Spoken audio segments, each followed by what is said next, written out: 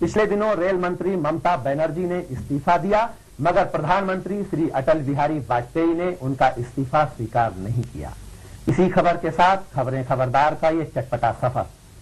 ममता बनर्जी ने कहा कि दुर्घटना की जिम्मेदारी उन्होंने अपने सर पर लेते हुए नैतिक आधार पर इस्तीफा दिया, मगर प्रधानमंत्री ने अपने नैतिक आधार पर उनका इस्तीफा नहीं लिया। प्रधानमंत्री ने कहा कि इस तरह अगर सभी मंत्री नैतिकता के आधार पर इस्तीफा देने लग जाएंगे तो वे तो अकेले ही रह जाएंगे। समाजवादी पार्टी ने कहा कि वो प्रियंका गांधी के खिलाफ चुनाव मैदान में अमिताभ बच्चन को उतारेगी। इसी खबर के साथ खबरें खबरदार का ये चटपटा सफर।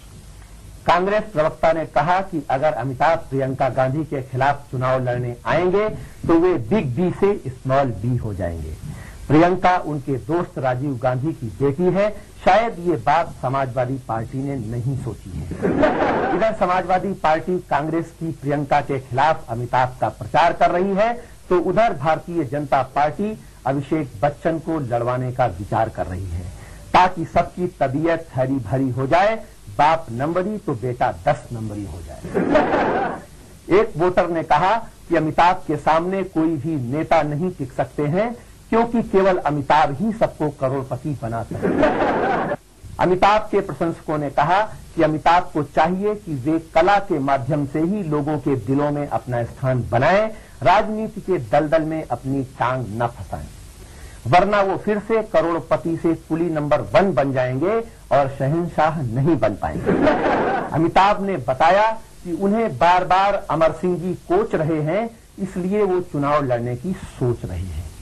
उन्होंने कहा कि आजकल उन्हें संसद के सपने आते हैं और इलाहाबाद के पुराने दिन बहुत याद आते हैं। एक पत्रकार ने कहा कि अगर अमिताभ चुनाव लड़के ढेर हो जाएंगे तो वे 1 करोड़ के अमिताभ से 10 करोड़ के अनुपम खेर हो जाएंगे। आडवाणी जी ने कहा कि इस्तीफे की बात बिल्कुल बेकार है, क्योंकि जो मस्जिद हमने गिराई थी उसे बाबर ने बनवाई थी, इसलिए इस्तीफा मांगने का भी सिर्फ बाबर को ही अधिकार है। एक सदस्य ने बताया कि गड़ा हुआ मुद्दा उखाड़ना बिल्कुल बेकार है, क्योंकि इससे वह मुद्दा तो उखड़ जाता है, मगर इस चक्कर में दूसरा मुद्दा गड़ जाता है।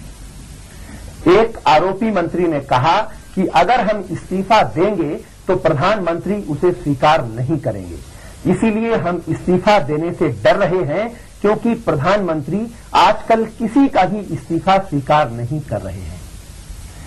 एक सांसद बोला कि हंगामा करके सदन रोकने से अच्छा है कि हम सदन शांति से चलाएं और अच्छे से अच्छे विधेयक लाएं, वरना कहीं ऐसा न हो कि इस्तीफे मांगने के चक्कर में हम खुद फंस जाएं और क्षेत्र के लोग हमसे ही इस्तीफा मांगने लग जाएं। और अब पेश है एक ताजा खबर। एक लोकल कोर्ट ने film actor television actor Rajesh Khanna पर नॉन बेलेबल अरेस्ट वारंट। एक नेताजी से मैंने पूछा कि क्या कारण है कि आप पेड़ लगाने पर बहुत जोर देते हैं, जहां भी जाते हैं पेड़ अवश्य लगाते हैं। वे बोले, वृक्षारोपण करने में हमारी बुद्धि हमेशा, क्योंकि जिस कुर्सी के लिए हमें इतनी भागदौड़ करनी पड़ती है वो आखिर पेड़ की लकड़ी से ही तो बनती है। अगर हम पेड़ नहीं लगाएंगे तो सत्ता में आने पर कुर्सी कहां से पाएंगे, इसलिए हम पेड़ लगाते हैं और भविष्य की कुर्सी के लिए लकड़ी जुटाते हैं। जैसे ही एक नेताजी ने पौधा लगाया, एक मोटा ताजा बकरा आया और पौधे को खा गया। नेताजी को बहुत गुस्सा आया कि आखिर उस बकरे ने उनकी भावी कुर्सी